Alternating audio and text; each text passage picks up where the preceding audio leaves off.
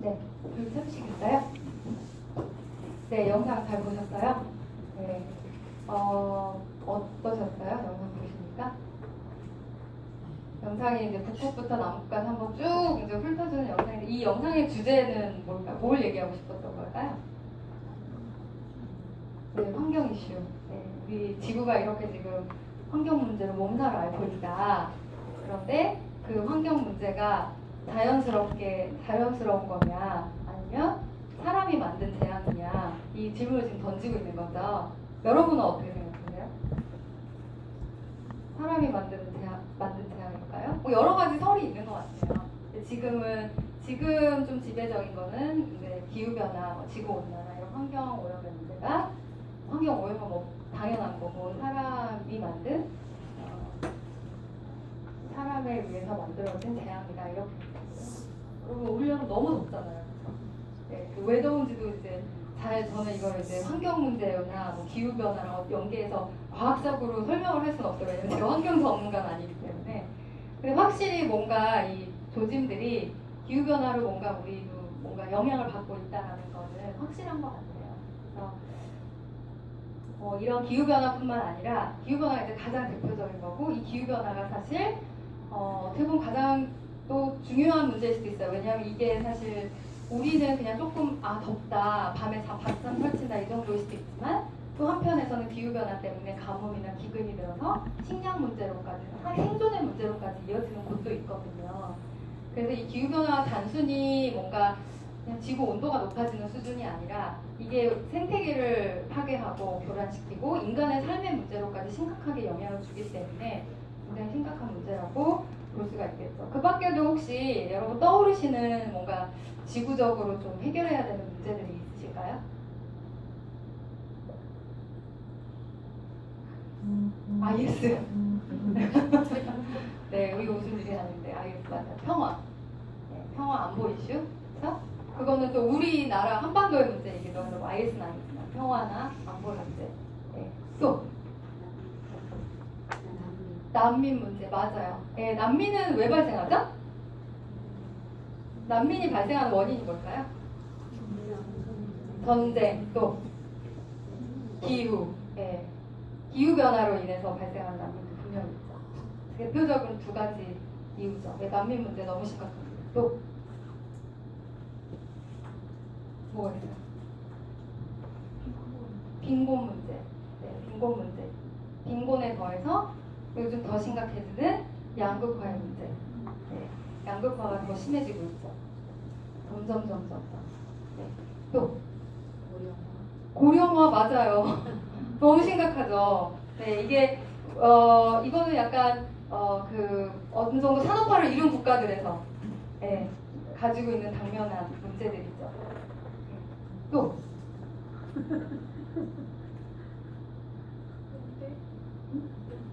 연대? 연대가 어떤?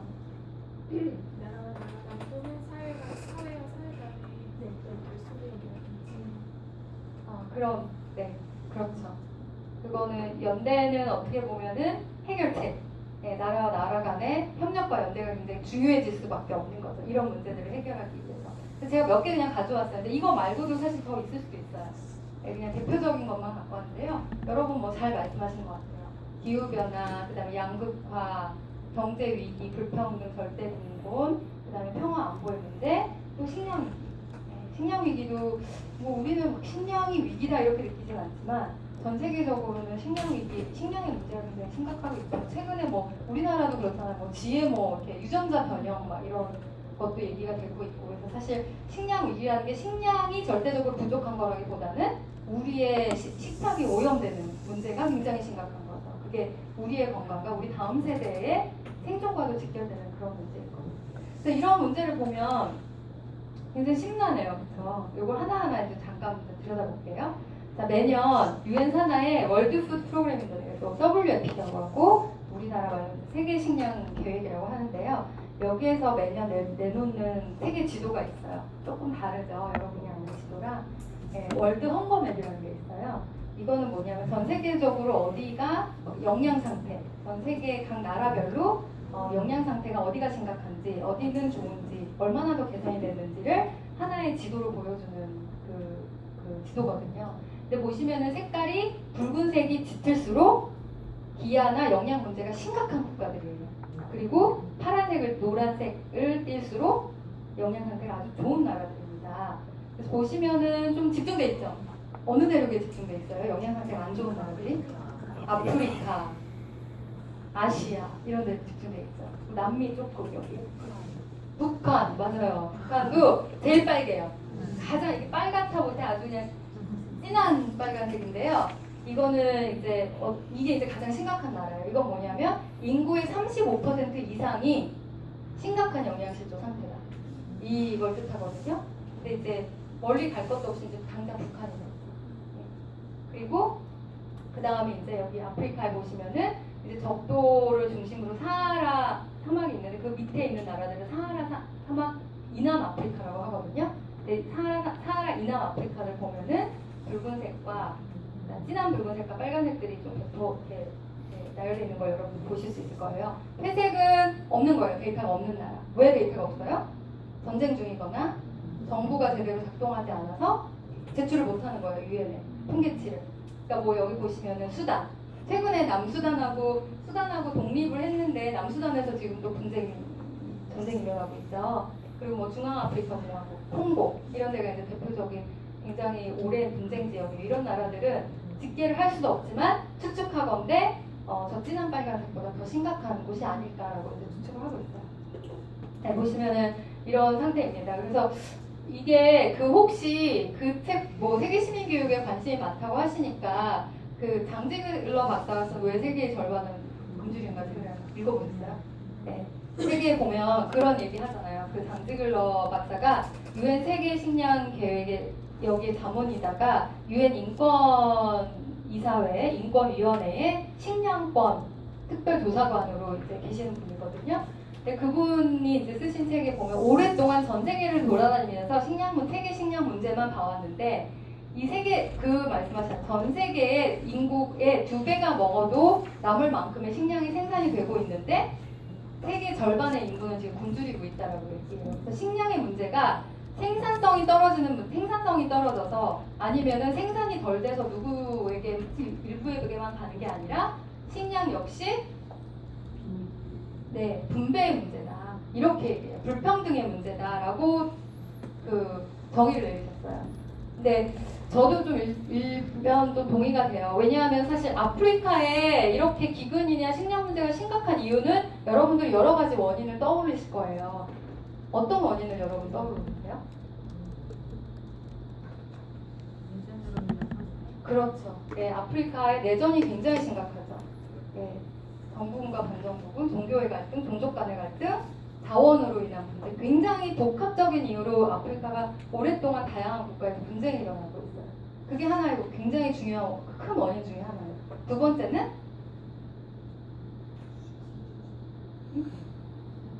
크게 말씀하시면 돼요. 네, 그렇죠. 환경적인 문제. 네. 이걸 제가 과학적으로 정확하게 말씀드릴 수는 없는데, 이 지구 온난화와 기후변화가 기후변화의 직격탄을 맞고 있는 대륙이 아프리카예요. 사하라 사막이 이렇게 넓어지고 있대요. 위아래로 넓어지고 있다고 하더라고요. 기근과 가뭄이 점점 심해지고 있는 거죠. 아무리 열심히 식량을 갖다 줘도 기근의 문제가 이제 해결이 안 되는 그런 고질적인, 그래서 대표적인 어려움을 겪고 있는 나라가 차드라는 나라예요.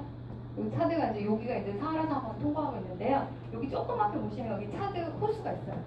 아프리카가 어마어마하게 큰데 이 호수 보이시죠? 조그맣게 엄청 커요. 끝이 보일 수 없는 아프리카에서 거의 두 번째로 빅토리아 호수 다음으로 큰 호수거든요. 이 호수가 지금 말라가고 있어요. 지금 제가 그 그림을 가져오진 않았는데 이 호수의 90%가 지금 말랐어요. 왜 말랐을까요? 사막화로. 그렇죠. 사막화로 마른 거예요. 사람들이 많이 퍼다 써서 그런 게 아니라 사막화로 마른 거예요. 그런데 사실 가난한 나라일수록 국민들이 1차 산업에 종사하잖아요. 농업에 종사하잖아요. 마찬가지예요. 이 호가 차드에만 있는 게 아니라 니제르 이렇게 4개의 국경을 거쳐서 있는 나라예요. 여기 있는 대부분의 주민들이 그 사람들이 다 농업이나 어업에 종사하는 거예요. 그러니까 파도에서 물고기를 잡거나 농업용 그러다 농사를 짓고. 근데 이제 이게 말라가고 있으니까 아이들 먹을 게 없어지는 거예요, 사람들이. 그러니까 이제 이 차드 주민들은 어디로 가냐면 수단 국경으로 가요. 왜? 여기 분쟁 지역인데 왜 수단 국경으로 가요? 식량을 구하려고. 왜냐면 여기 난민촌이 있거든요. 유엔 난민 캠프에서 수십 년 동안 이 수단이 한창 내전이었을 때 이 난민들이 이렇게 차드로 넘어오면 이 국경에다 유엔 난민기구가 엄청난 난민 캠프를 조성을 했어요. 거기 가면은 이제 유엔 뭐 국제 NGO들이 배분하는 식량도 있고 물도 있고 다 있잖아요. 근데 이제 엄마들이 아이들 더 이상 여기서 살 수가 없으니까 난민촌으로 들어가는 거예요. 그래서 이거를 뭐 유엔에서는 정식으로 기후 난민이다 이렇게 그러니까 발표를 하진 않았지만 기후 난민인 거죠. 이런 일들이 발생하고 있는 거예요. 그래서 사실 식량의 문제가 되게 복합적인 거예요. 분쟁 말씀하셨고 기후변화. 또 사실 아프리카에 가보면요. 아프리카 땅이 정말 비옥해요. 비옥한 곳이 많아요. 근데 그 비옥한 땅을 농민들이 거기서 열심히 경작해가지고 먹는 게 아니라 대규모 플랜테이션이 조성이 돼 있어요. 왜냐하면 아프리카는 빚이 많은 나라들이 많아요. 가난한 나라니까 빚을 가지고 뭐 인프라도 구축하고 산업화를 이루어야 되잖아요. 빚이 많아요. 그러니까 빚을 갚기 위해서 해외 자본을 유입시켜서 플랜테이션을 조성해서 그걸로 그 농작물을 팔아서 헐값에 유럽이나 중동에 팔아서 그거 가지고 빚을 갚는 게 아니라 이자를 갚는 거예요. 네. 그럼 어떻게 되는 거예요?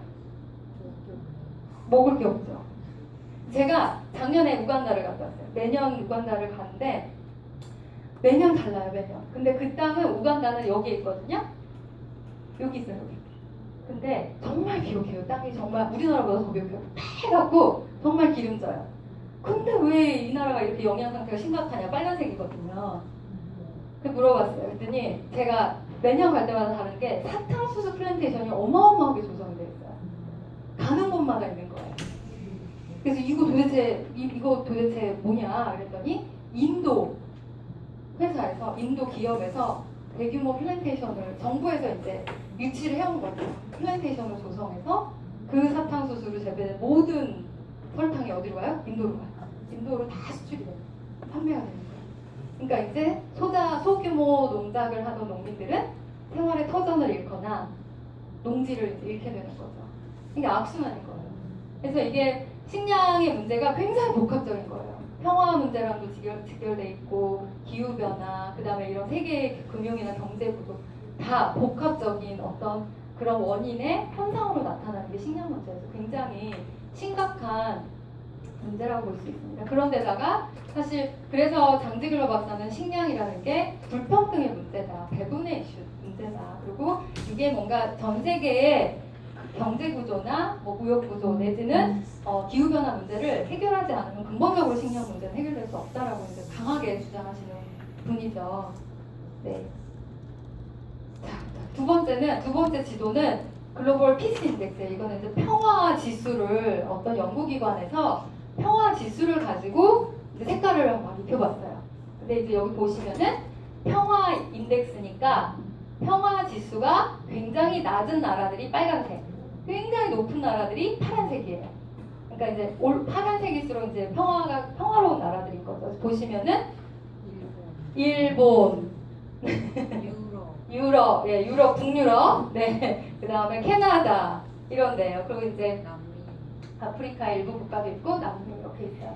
그 빨간색은 분쟁 상황에 있거나 아니면은 뭔가 분쟁 상황 때문에 군비가 굉장히 많은 예산을 차지하고 있거나 그런 나라들이에요. 보시면은 또 북한, 네, 북한. 그 다음에 아까 그 헝거맵이랑 굉장히 좀 유사하다는 걸 보실 수가 있죠. 네, 여기는 비슷하죠. 아프리카. 아까는 이제 헝거맵에서는 여기가 회색이었죠. 네, 지금 여기 빨간색이에요. 왜냐면 분쟁 상황이기 때문에. 자, 그 다음에 또 어디가 눈에 띄세요? 러시아. 네, 또 북한. 그 다음 여기 어디예요? 파키스탄하고 아프가니스탄. 네. 그 다음 여기 중동의 이라크 옆에 최근에 시리아. 네, 여기 다 이제 분쟁 국가들이에요. 요즘 시리아가 지금 너무 심각하죠. 그쵸? 심란할 정도예요. 지금 여기에서 어떻게 이걸 해결해야 되는지 지금 국제사회가 엄청 헤매고 있어요. 이게 이제 사실 그냥 시리아만의 문제는 아닌 거죠. 예, 국제사회의 어떤 이권 다툼에 의해서 장기화되고 있는 거고, 그래서 해법을 못 찾고 있는 거죠. 자, 여기가 어디일까요? 그래서 시리아입니다. 네. 시리아가 내전 전에는 굉장히 아름다운 나라였어요. 저도 가보진 않았어요. 그래서 이렇게 아름다운 어떤 문화유산을 자랑하는 그런 나라였는데, 똑같은 곳을 이제 전쟁 상황에서, 내전 상황에서 이제 똑같은 장소를 사진을 찍었어요. 평화롭고 아름다운 시리아의 모습이 전쟁으로 이렇게 폐허가 된 거죠. 처음에 사실 시리아 내전이 왜 발생했는지 아셨죠? 40년 넘게 독재 정권에 저항하는 시민들이 저항하다가 정부군에 의해서 이제 몇 명이 피살이 되면서 더 대규모 시민운동으로 번지고 반정부군이 이제 형성이 되고, 거기에 이제 뭐 이렇게 수니파 시아파의 종교 활동으로 이어지고, 그냥 거기에 이제 이렇게 강대국들이 붙고, 거기에 더해서 지금 IS가 붙은 거잖아요. 네. 그러니까 그 뭐죠? 불나는데 지금 기름을 확 부은 거잖아요. 그렇죠? 근데 IS 때문에 지금 해법을 못 찾고 있는 거죠. 원래는 이제 뭐 미국과 러시아가 어떻게 좀 뭔가 힘을 쓰면 어떻게 해결의 실마리가 보이지 않을까 하는데, 미국이 지금 IS 때문에 어떻게 할 수가 없는 거잖아요. 그런 굉장히 복잡한, 그래서 5년도 넘게 지금 내전이 진행되고 있는 나라입니다. 근데 여기에서 우리가 봐야 될 건, 정작 이 전쟁으로 피해를 입는 사람들은 군인들이 아니잖아요. 민간인들이잖아요, 민간인들. 그래서 연일 지금 국경을 넘고 있잖아요, 시리아 난민들. 계속 보트 타고 그리스로 들어가고. 지금 터키는 심지어 국경을 막아가지고 다 배 타고 지금 유럽으로 넘어가잖아요. 그 시리아 난민들이 지금 갈 데가 없어서 우리나라까지 왔잖아요. 지난 11월에 인천공항에서 28명이 우리나라 인천공항 들어왔는데, 다시 송환 조치하려다가 송환을 할 수가 없으니까, 강제 송환하려다가 못하니까 어떻게 됐어요? 6개월 동안 인천공항에 갇혀 있었잖아요. 우리나라 인천공항에 외국인들이 체류 자격을 얻기 전까지 임시로 임시로 거처할 수 있는 대기실이 있어요. 송환 대기실이 있거든요.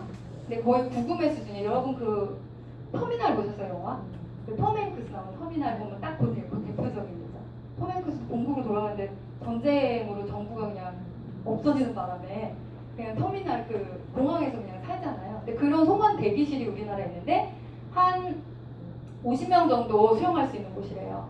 근데 거기에 180명이 있는 거예요. 그 조그만데 햄버거랑 콜라 먹으면서. 그 중에 30명이 지난 11월에 이 난리를, 시리아의 내전을 피해서 들어온 시리아 난민들이에요. 28명. 6개월 동안 갇혀 있었어요. 난민 신청을 했는데 기각을 당했어요. 근데 최근에 지금 난민으로 인정하려고 지금 정부에서 검토하고 있다고. 우리나라에 이제 유엔 난민 기구가 있거든요. 근데 우리나라 유엔 난민 기구랑 뭐 법무부랑 이렇게 좀 작업을 해서 지금 난민으로 이제 인정을 하려고 하고 있어요. 그러니까 이게 시리아의 내전의 문제가, 시리아 난민 문제가 사실은 이거는 그냥 중동과 유럽의 문제라고 저는 생각을 했어요. 이게 세계 열강, 그냥 그 강대국들의 문제다. 우리는 좀 비껴가 있지 않나? 라고 해서 이렇게 좀 관망하고 있는데, 이게 우리나라와도 무관하지 않잖아요. 당장 28명이 우리나라로 들어왔잖아요. 우리나라에서 살겠다고, 정착하겠다고. 근데 최근에 영국이 EU를 탈퇴했어요. 탈퇴하기로 결정했어요. 근데 이제 점진적으로 탈퇴하겠다고 하니까 좀 지켜봐야겠죠. 근데 어쨌든 그렇게 결정이 됐어요. 그 이유는 여러 가지가 있겠죠. 더 이상 못 살겠다. 이런 거죠. 경제가 너무 어려우니 더 이상 못 살겠다. 그리고 테러에 대한 위협이 있는 거예요. 그러니까 시리아 난민들이 뭐 정말 한번 살아보겠다고 그 목숨을 걸고 배를 타고 유럽으로 들어오는데, 그 중에 이제 섞여 있는 거죠, 테러. 소수가, 아주 소수가. 난민을 위장해서 섞여 있는 거죠. 그런 위협을 같이 받고 있는 거죠. 근데 인도적 차원에서는 국제 협약에 의하면, 난민법에 의하면 전쟁이나 어떤 정치적인 이유나 어떤 그 천재지변의 이유로는 그 이웃 나라에서 난민을 적극적으로 수용하게 돼 있어요. 그게 이제 국제사회 협약이고 약속이에요. 근데 다 두려워하는 거예요, 이제. 적극적으로 수용하겠다고 하면서도 한편으로는 그게 때로는 자국민들의 안전을 위협할 수 있는 위기 요인이 될 수 있다라는 문제의식을 이제 느끼기 시작하는 거죠. 우리나라는 어때요? 우리나라가 난민을 수용하는데 어떤 거 같으세요? 어서 오세요 하고 팔 벌리고 환영하는 나라가 아니죠. 우리나라에서 난민지위를 인정받아서 정착하기에는 굉장히 힘든 나라예요. 굉장히 폐쇄적인 나라예요. 네. 그러면 우리는 시리아 난민들이 우리나라로 들어갈 때 어떻게 해야 될까요? 오갈 데 없는 사람들을 우리는 적극적으로 수용해야 될까요? 돌려보내야 될까요? 아니면 저 유럽에서 많이 유럽으로 보내야 될까요? 이 우리의 문제인 거예요. 우리가 고민해야 될 문제인 거예요. 여러분 교실에 있는 아이들이 이런 문제를 가지고 여러분 선생님들께 질문하면 어떻게 답을 제시해 주실까요? 야, 걔는 그 사람들 테러 집단일 수도 있어. 안 돼. 이렇게 얘기하시겠어요? 한편으로는 이런 생각도 들어요. 우리도 전쟁으로부터 자유로울 수 없는 나라잖아요. 그럼 만에 하나 정말 그런 일은 없어야겠고 없을 거지만 만에 하나 우리가 전쟁을 겪으면 우리는 어디로 가야 될까? 누가 우리를 받아줄까? 그러니까 이게 아까 난민 문제 말씀하셨는데 이주 문제가 굉장히 심각한 거 아니라 국제사회가 심각하게 고민해서 해법을 찾아야 되는 굉장히 중요한 이슈예요. 난민뿐만 아니라 이주, 노동 이주도 되게 많잖아요. 우리 안에 들어와 있는 이주민들이 정말 많잖아요. 합법적으로 들어왔거나 세무자가 없이 들어왔거나 이주민들이 정말 점점 늘어나고 있는데 사실 그러고 나서 그러니까 법적인 세무 자격 없이 우리나라에 들어와서 우리나라 사람들이 하기 싫어하는 일들을 다 하고 있잖아요. 착취를 당하고. 근데 우리 정부는 그거 침묵하고 있잖아요. 모두가 다 침묵하고 있잖아요. 이런 문제들을 우리가 어떻게 세계 시민으로서 바라봐야 될 거냐. 이런 끊임없는 질문들이 우리 안에 답을 찾아가는 과정이 바로 세계 시민으로서 우리가 가져야 되는 고민들이다. 그런 말씀을 드려요. 자, 다음 사진은 어디일까요? 시간이 없으니까 제가 답을 드릴게요. 인도예요, 인도의 뭄바이라고 혹시 들어보셨어요? 제가 영화를 좀 좋아해서 슬럼독 밀리오네어라는 영화가 있었어요. 혹시 들어보셨어요? 네. 슬럼독 밀리오네어라는 영화의 배경이 되는 그 도시인데요. 인도의 두 번째로 큰 도시예요. 근데 이 도시의 특징은 뭐냐면 전 세계가 산업화가 되고 막 개발도상국이 산업화가 다 경제 성장을 이루고 산업화를 이루면서 나타나는 대표적인 현상이 인구들이 도시로 집중하죠. 네, 농촌에 있는 인구들이 이제 다 도시로 집중하면서 슬럼을 형성하죠. 우리나라도 그랬잖아요. 예전에 불과 한 3, 4년 전만 그랬잖아요. 슬럼을 형성해요. 그래서 인도에 있는 드랍이라는 대규모 슬럼이에요. 그러니까 전 세계적으로 대표적인 슬럼 지역이 몇 군데 있는데 그 중에 이제 한 군데예요. 몇 명이 살고 있는지도 사실 알 수도 없을 정도로 굉장히 많은 인구들이 밀집해서 살아가고 있는데 이 사진은 이제 엠네스티라는 국제 인권단체에서 찍은 사진이에요. 근데 이 사진의 특징을 보시면 중간에 대규모 파이프라인이 이렇게 통과를 하고 있어요. 자, 이 파이프라인을 통과하고 있는 건 과연 무엇일까요? 물? 네, 물이에요, 물. 네, 엄청 크죠? 네, 여기 한 이 소녀가 지금 걸어가고 있는데 엄청 큰 관이 통과하고 있어요. 자, 이 물은 어디로 가고 있을까요? 겐지스강? 네, 하수관이면 아마 겐지스강으로 흘러갈 수 있을 것 같고 이거는 이제 상수관. 어디로 흘러가고 있을까요? 이 주민들한테 갈까요? 가가호호 이렇게. 아니죠. 네, 이렇게. 네, 여기도 뭄바이, 여기도 뭄바이. 네, 바로 옆에. 완전 다른 세상이죠. 네. 인도도 비약적인 지금 경제 성장을 이루고 있고 어떻게 보면 우리나라도 위협하고 있잖아요. 네. 근데 인도가 가지고 있는 또 심각한 문제가 이런 불평등 문제. 그러니까 부자는 계속 부자가 되고 가난한 사람은 계속 이런 형편을 살 수밖에 없는 대표적인 사례입니다. 보시면 아까 이 상수관이 저기 있는 저 고층 아파트들로 다 흘러가고 있는 거예요. 그럼 정작 여기에 있는 주민들은 지금 통행에도 불편을 겪고 있으면서 그쵸? 이 물도 접근할 수 없게 다 막혀 있어요. 그래서 제가 그 불평등의 문제에 저는 좀 관심이 많이 있는데 대표적인 사례인 것 같아요. 우리가 불평등을 얘기할 때. 네, 그럼 이 주민들은 어디에서 물을 쓸까요? 강에 가서 길어다 쓰죠. 그리고 이제 가끔 이제 선한 사업 하시겠다고 들어오는 이제 NGO들이 이제 급수, 배수, 그러니까 급수하는 그 급수차에서 이제 퍼다 쓰고 이런 이제 상황인 거죠. 사실 이런 문제가 인도에만 있는 게 아니라 케냐에 가면은 유엔에서 지정한 세계에서 가장 큰 슬럼이 있어요. 키베라라고. 거기에는 이 문제가 더 심각해요. 케냐의 나이로비가 수도잖아요. 굉장히 아름답거든요, 도시가. 근데 어느 순간 거짓말같이 신기루같이 엄청나게 끝을 볼 수 없는 슬럼이 있어요. 거기는 여기가 더 크거든요. 100만 명도 넘게 산대요, 수산아들. 근데 케냐 정부에서도 몇 명이 사는지 알 수 없대요. 불분하는 사람들이 너무 많으니까. 근데 참 그런 게 그걸 또 관광하겠다고 관광 상품이 그렇게 성행을 한대요. 참 묻지 못할 일인 거죠. 자, 그래서 과연 이 세계가 얼마나 불평등하냐 대체 점점 벌어지고 있죠. 그래서 몇 년 전에 뉴욕발 월스트리트에서 99%의 1%를 향한 99%의 그런 저항도 있었고, 그럴 수밖에 없고, 소수의 선진국들이 대부분의 자본과 자원과 곡물을 다 독차지하고 있는데, 이걸 이제 선진국도 아니에요. 사실은 소수의 다국적 기업들이라고 얘기해야 돼요. 그래서 이게 이제 어떤 그 권력의 핵심이 정부에게 있는 게 아니라 정부와 국가나 그 국민들에게 있는 권력이 다 자본이 있고 자원이 있는 거기에 집중되는 현상이죠. 그게 일부의 소수의 소극적 기업들이 독차지하고 있는 그런 현실을 보여주고 있는 거죠. 이게 이제 어떤 불평등의 가장 핵심적인 요인이라고 할 수가 있겠죠.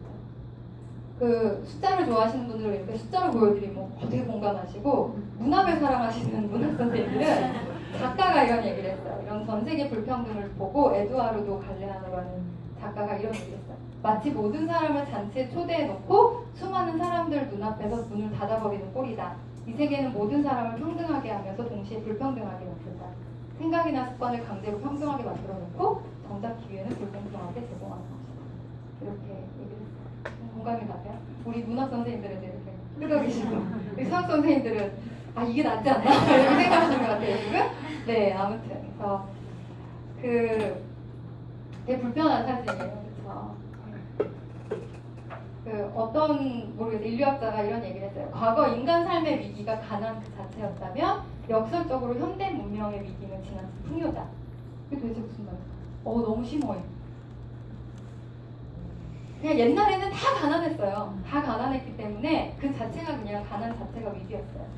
근데 현대 문명, 점점 현대 사회로 갈수록 불평등의 문제가 심각하고 자원이 한쪽으로만 치중되고 편중되는 현상을 보이면서 또 가진 사람은 더 갖고 싶고 그 다음에 열심히 일해서 돈 버는 세상이 아니라 돈이 돈을 버는 세상이 되고 인간의 탐욕의 결과인 거죠. 인간의 탐욕에 대해서 꼬집는 말씀이었던 것 같아요. 그래서 더 많은 걸 누리는 사람은 더 갖고 싶고 더 갖기 위해서 수단과 방법을 거르지 않고 사실 세상에 이 세계 지구의 자원은 제한되어 있는데 더 갖고 싶은 사람이 있으면 누군가의 것을 빼앗아야 되는 거잖아요. 무한하게 나오는 게 아니잖아요. 무슨 이게 그 지구가 화수분도 아니고 계속 무한정 자원이 막 생산이 되는 거 아니죠.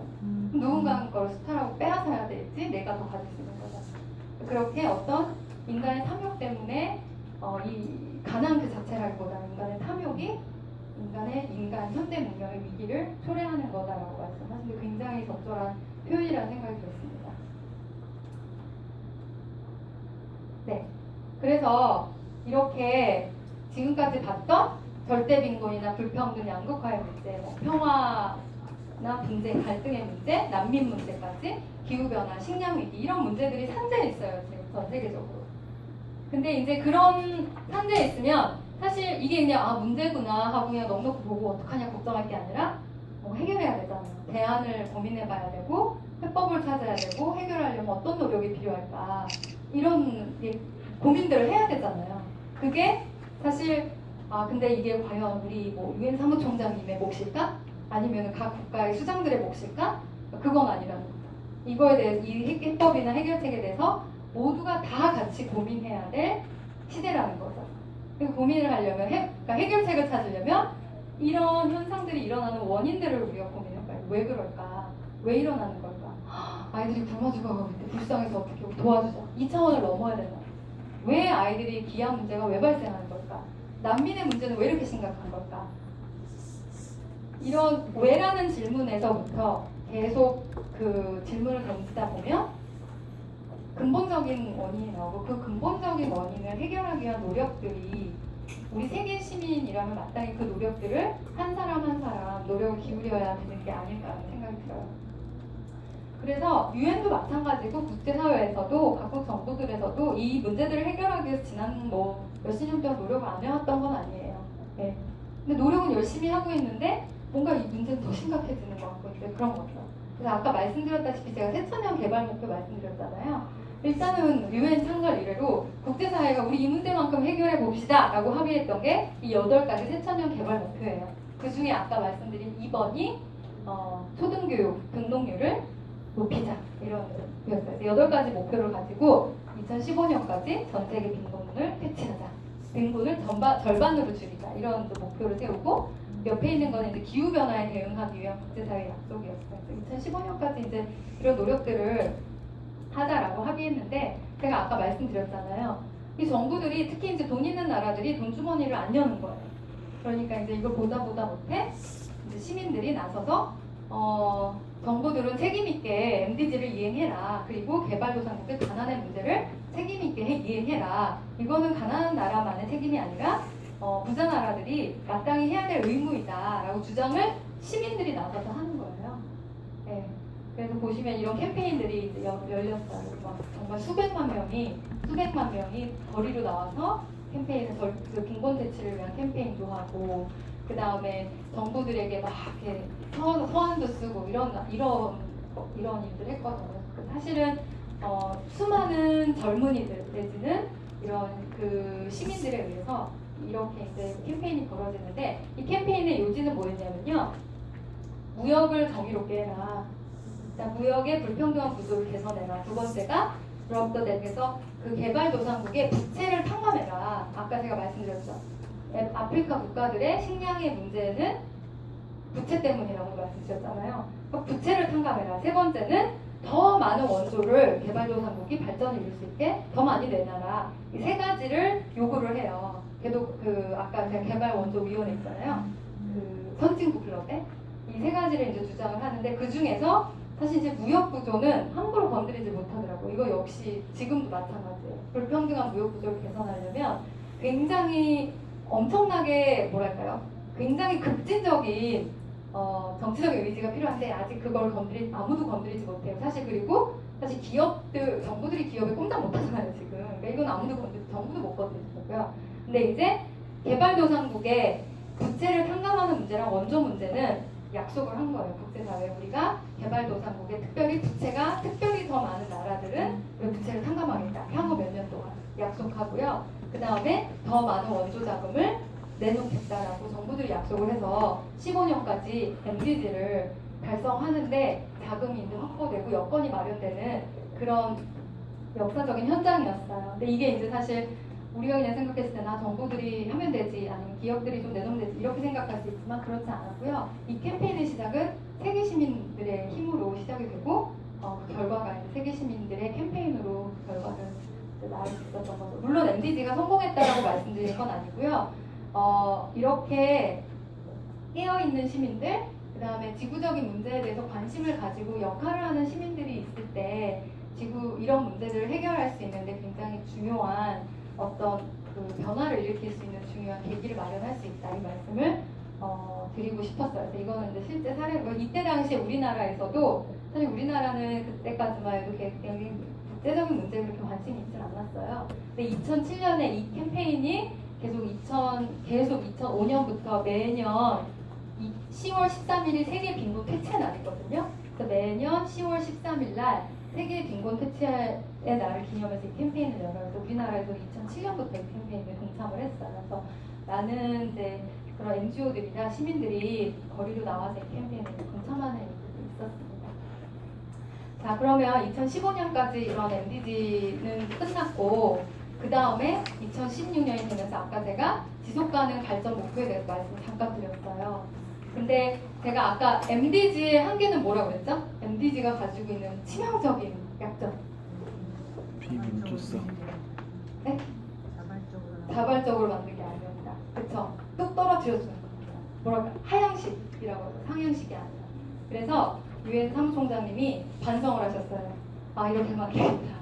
이렇게 하면 너무 힘들어지는구나. 그래서 그래서 이번에는 한번 상향식으로 해볼까? 이렇게 이제 해서 이 지속가능 발전 목표를 채택하는데 3년이 걸렸어요. 3년 동안 정부 사이에도 협상을 하고 누구에게나 다 오픈했어요. 그래서 그 오픈한 그 플랫폼이 바로 월드 위원트였어요.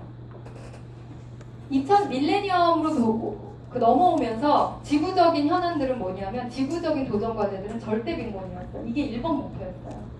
근데 불과 15년 만에 절대 빈곤의 문제는 돈의 문제가 아니다. 이거는 기후변화, 그 다음에 경제정의, 그 다음에 평화, 안보 이런 문제랑 다 직결되어 있다. 이게 다 통합적으로 접근이 돼야지만 전 세계의 빈곤을 해결할 수 있다. 그만큼 세계가 복잡하게 얽혀 있는 그런 세계로 변화되었다. 그래서 처음에 이 핵전력 개발 MDG 시대 때는 빈곤을 퇴치하자. 빈곤을 퇴치하려면 더 많은 원조 자금을 내놓고 부채를 탕감하라. 이런 목소리였지만 이제는 그런 시대가 아닌 거예요. 빈곤의 문제를 돈으로 해결할 수 있는 시대가 아닌 거예요. 아무리 돈을 원조로 줘봤다. 기후변화 문제가 해결이 안 되고 경제 구조가 개선이 안 되면 개혁이 되지 않으면 빈곤의 문제는 해결이 될 수 없는 시대가 이미 도래한 거예요. 그러다 보니까 우리가 원하는 세상, 빈곤의 문제가 아니라 우리가 원하는 세상은 모두가 행복한 세상, 모두가 함께 더불어 사는 세상이다. 그런 세상을 만들기 위해서 우리는 어떤 목표를 가져가야 될까? 해서 더 월드 위원트라는 플랫폼을 열었어요. 그래서 이 캠페인을 3년 동안 하면서 온라인 플랫폼을 열었어요. 그래서 전 세계에 있는 세계 시민이라면 누구나 와서 내가 꿈꾸는 세상을 누구든지 와서 의견을 개진할 수 있게 열었고 그 다음에 3년에 걸쳐서 정부랑 협상해서 도출된 목표예요. 그래서 이런 가운데서 사실 이제 월드비전 세계시민교육을 한 지 한 10년 정도 됐어요. 그래서 이제 저희 세계시민교육을 하는 학교들에서 학생들한테 이제 이런 걸 알렸어요. 그리고 대학생들한테도 알리고 그래서 너희들이 꿈꾸는 세상 사실 2030년이면 앞으로 여러분 연세? 나이가 어느 정도 되시는지 네. 저도 사실 적지 않은 나이가 될 것 같은데 앞으로 10년이면 어떤 생각이 들었냐면 저는 이 과정을 보면서 나도 나지만 여러분 여기 뭐 선생님들 중에 보니까 이렇게 자녀가 있으신 부모님들도 계신 것 같아요. 근데 아이를 낳는 순간 내 아이가 살아갈 세상에 대해서 고민을 하지 않을 수가 없게 돼요. 나만 생각하면 끝인데 내 아이, 나의 다음 세대가 살아갈 세상을 내가 어떤 세상을 물려줘야 될까에 대한 고민이 아이를 낳는 순간부터 계속돼요. 근데 아까도 여러분 보셨다시피 세계가 그렇게 희망적이진 않잖아요. 이 세상이. 근데 희망적이지 않은 세상에서 내 아이를 내가 이 세상의 부모로서 어른으로서 이런 세상을 나의 다음 세대, 내 아이를 포함한 다음 세대에 물려주고 싶은 마음 어른은 아무도 없을 거예요. 그래서 이런 과정에서 가장 중요했던 게 이 세상을 앞으로 끌고 갈, 이 세상을 앞으로 책임져 나갈 다음 세대들이 꿈꾸는 세상의 모습은 어떠한 건지를 적극적으로 받았어요. 그래서 저희도 세계시민교육하면서 아이들로부터 굉장히 많은 의견을 받았거든요. 이제 여기에 뭐 캠페인도 하고 그 유엔에 막 제출도 하고 저희 막 또 똘똘한 몇몇 친구들은 막 편지도 써가지고 외교부 장관한테 막 전달도 하고 막 그랬어요. 왜냐면 보통 이런 협상이 이제 외교부에서 참여를 하니까 그래서 막 저희가 막 월드비전 대표로 막 가지고 가서 유엔 대표부에 있는 한국 정부에 전달도 하고 막 그랬어요. 그래서 좀 그런 과정들을 통해서 우리 아이들, 우리 다음 세대가 꿈꾸는 세상의 모습은 어떤 건지, 그게 어떠한 목표로 구체화돼야 될지에 대한 그런 3년 동안의 과정이 있었어요. 근데 이게 이제 상향식으로 그런 의견들이 이제 반영이 돼서 이런 모습으로 나왔어요. 그 17개를 지금 다 보여드릴 수는 없고 교재에 나와 있으니까 한번 읽어보시면 좋을 것 같은데요. 제가 말씀드렸다시피 MDG 때는 빈곤 퇴치를 위해서는 그냥 열심히 원조를 하면 돼, 부채를 탕감하면 돼, 이 시대였어요. 근데 이제 지속가능 발전 시대는 더 이상 그런 얘기가 통하지 않아요. 사실 우리가 빈곤의 문제를 해결하기 위해서는 이걸 유엔에서 5가지 P로 정리를 해요. 첫 번째가 사람이 중심이어야 된다. 모든 개발과 발전은 사람이 제1번 최우선순위를 한다. 우리가 개발 이러면은 어떤 생각하세요? 부동산 개발 이런 생각하시죠? 어디에 막 건물 짓고 투자하고 이런 생각하시죠? 근데 여기에서 말하는 지속가능한 발전 내지는 개발은 그런 뜻이 아니에요. 사람이 최우선이 돼야 된다. 인간의 발전, 사회의 발전에 대해서 얘기해야 된다.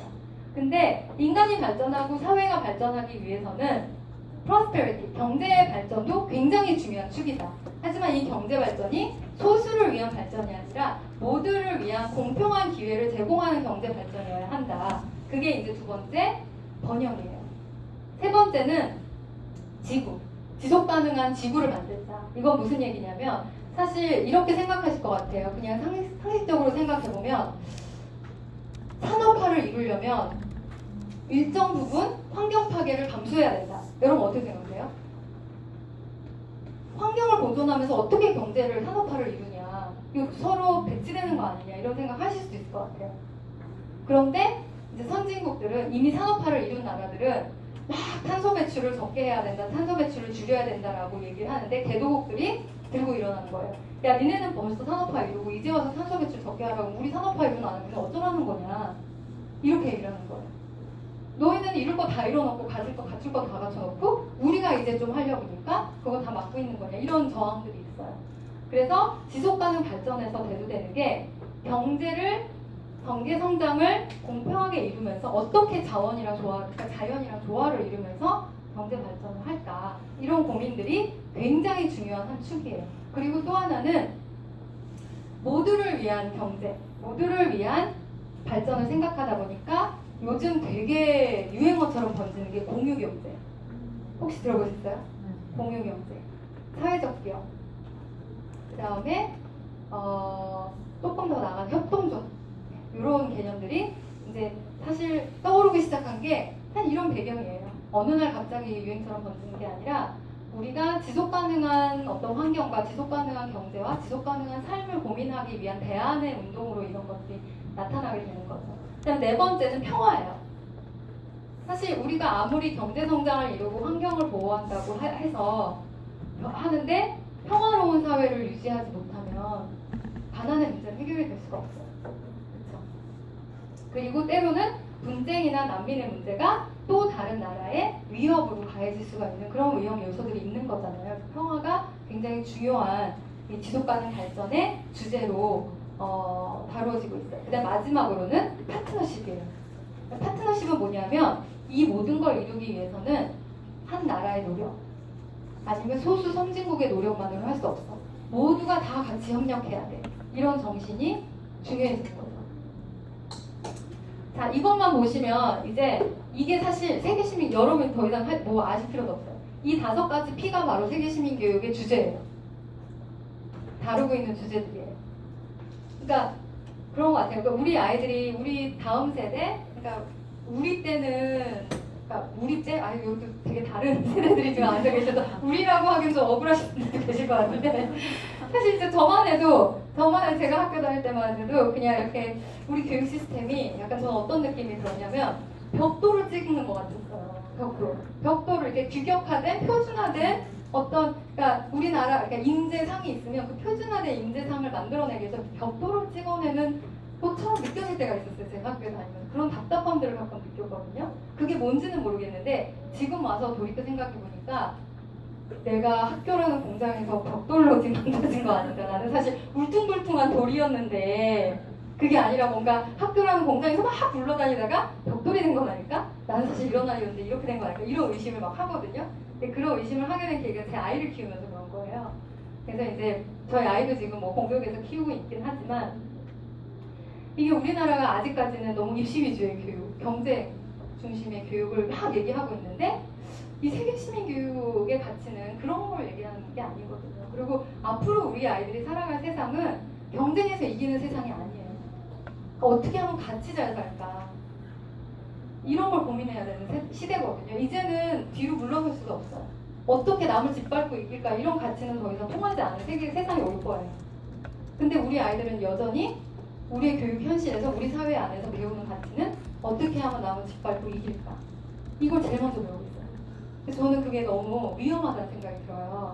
이게 미래의 지향적인 인재의 모습은 아닐 텐데 이렇게 세상이 빨리 변하는데 미래의 가치는 이 SDG에서도 얘기하는 것처럼 파트너십, 평화, 지속가능한 지구, 번영도 그냥 번영이 아니라 자연과 조화를 이루면서 타인과 조화를 이루면서 공유하는 경제, 그다음에 최우선 가치는 사람 이런 가치들을 아이들이 어딘가에서는 좀 신기어지고 아이들이 배워야 되고 고민해야 될 주제들인데 우리 사회 어느 곳에서도 이런 것들을 아이들이 배우고 고민할 수 있는 기회들이 너무 없다는 생각이 들어요. 그게 너무 아쉬운 것 같아요. 그러니까 이게 학교 현장뿐만 아니라 사실 저는 학교도 그렇지만 부모들이 되게 그런 불안 가운데 휩싸여 있는 것 같아요. 너무 불안해요, 부모들이. 내 아이는 그러지 말아야 될 텐데. 내 아이는 경쟁에서 이겨야 될 텐데. 그래서 저희 아이 사실 5학년인데 저희 아이 별로 뭘 하는 게 없어요. 그냥 하루 종일 그냥 집에 있어요. 놀 친구가 없어요. 친구들은 다 학원 다니거든요. 못 다니. 그래서 저도 어쩔 수 없이 너 뭐 할래? 그래가지고 몇 개 배우고 싶다고 해서 학원 보내고 있는데 놀 친구가 없는 거예요. 방학만 돼도. 학기 중도 마찬가지예요. 왜냐면 학원가 있어요. 12시까지 학원가 있어요. 그리고 더 충격적인 거는 초등학생인데 시험 점수 떨어지면 엄마한테 맞는데요. 그래서 엄마 우리 반에서 시험 점수 떨어졌다고 안만해 나밖에 없어 이러는 거예요. 그러니까 모르겠어요. 선생님들이 아무리 교육 현장에서 애를 쓰셔도 부모들이 바뀌지 않으면 선생님을 어떻게 하실 수가 없을 것 같아요. 그래서 제가 최근에 읽은 책 중에 하나가 부모들이 바뀌어야 된다 이런 책이 있어요. 그리고 오늘 교보에서 그 소설 제가 지금 그 소설가 이름을 지금 잊어버렸는데 유명한 조정래. 네, 조정래 작가님이 오늘 교보에서 강의를 하시거든요. 최근에 교육 문제에 굉장히 좀 관심을 기울이게 됐어요. 오늘 아이들의 우리나라 교육 시스템이나 교육 문제에 대해서 이제 강연을 하신대요. 그래서 저는 이제 신청을 못해서 생방으로 들으려고 네이버에서 오늘 생방으로 중계를 한대요. 여러분도 한번 들어보시면 좋을 것 같아요.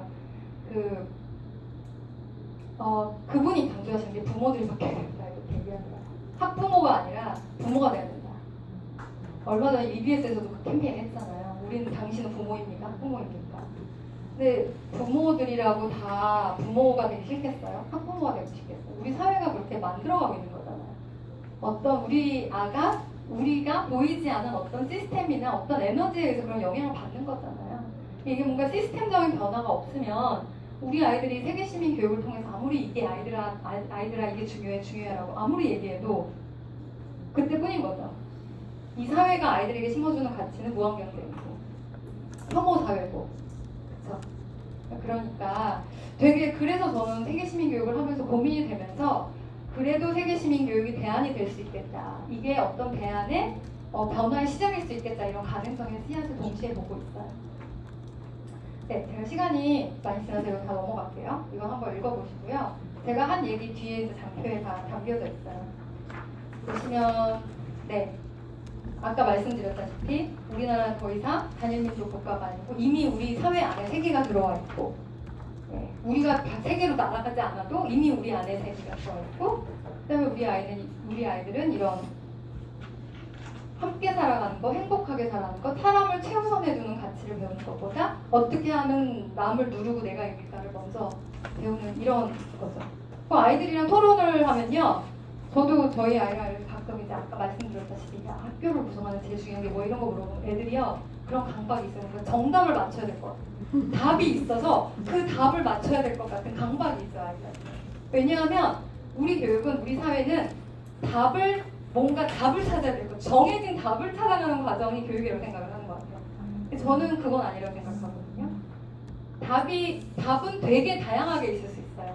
그 다양성을 존중해주는 그런 가치들이 아이한테 되게 중요한 것 같아요. 그래서 작년인가 그 어떤 신문의 칼럼에 어떤 교수님이 이런 걸 쓰셨어요. 그 신입생들이랑 수업을 하는데 토론식 수업을 하고 싶은데 아이들이 시험을 볼 때 동굴의 우상, 저는 이게 뭔지 몰라요. 동굴의 우상이 뭔지 모르는데 이거를 시험을 준비할 때 동굴의 우상이 무엇인가를 쫙 외워가지고 그 외운 걸 한 바닥 쓰면은 A를 받는 대학에 다녔어요. 저는 그런 대학에 다녔어요.